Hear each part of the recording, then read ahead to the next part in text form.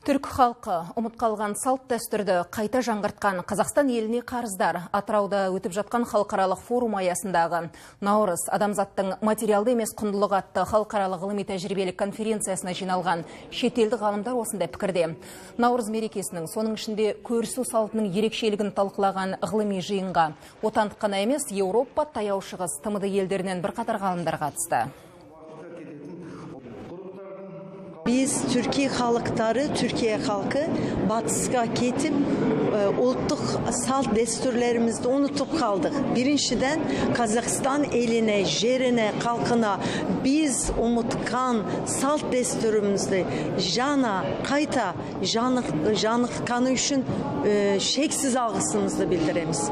Hazır ayttım, bu Batыс Kazakistan'da saktalıp kalgan tek ana Navruz emes, көрісу салты. Наурыз мерекесі бәрімізге, баршамызға құтты болсын. Сондай-ақ Ұлы Даланың ұлттық дәстүрлері халықаралық форум аясында Ұлы Дала ұлағат кітабының тұсауы кесілді. Онда қазақтың ұлттық салт дәстүрі, әдет-ғұрып, тарих, мәдениет пен өнері кең қамтылған. Айта кетейік, Назарбаев зияткерлік мектебінде рухани жаңғыру кіші жобалық кеңсесі орналасқан. Осы жерде зияткерлік мектеп облыс орталығынан шалғайда орналасқан ауыл оқушыларын ғылыми жобалар жасауға тартып жатыр. Атырау облысы рухани жаңғыру бағдарламалық мақаласын жүзеге асырып жатқан ең үлкен облыстардың бірі, жақсы жағдайда жүзеге асырып жатқан ғылыми жобалармен танысып жатыр. Бұның өзі өткен қуаныш сыйлап отыр көңілімізге. Бұл оқушылардың осы бастан ғылымға, техникаға ниет қойып, ары қарай қазақ ғылымын дамытуға үлкен сеп болады деп ойлаймыз. Тюркоязычный мир в долгу перед возродившим подзабытые обычаи и традиции Казахстана. Такое мнение высказали зарубежные ученые, участники международной научно-практической конференции «Наурыз. Нематериальная ценность человечества». Она состоялась сегодня в рамках международного форума в Атырау. Особенности празднования Наурыза, его традиции, такие как көрісу, стали предметом обсуждения ученых умов Европы, Ближнего Востока и ряда стран СНГ.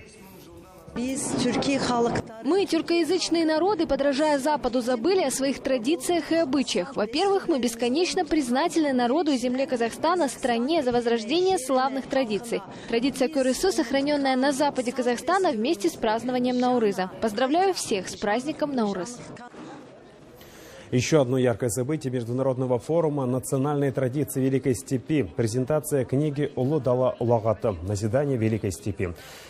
Издание представляет собой сборник национальных традиций, обычаев, культуры и искусства казахского народа. На эти темы говорят и со школьниками. Так, в Назарбаев интеллектуальной школе расположен малый проектный офис «Рухани Жаңғыру». И к разработке научных проектов активисты учебного заведения привлекают учащихся отдаленных аулов области. Участники форума дали высокую оценку разработанным в стенах Назарбаев интеллектуальной школы проектам.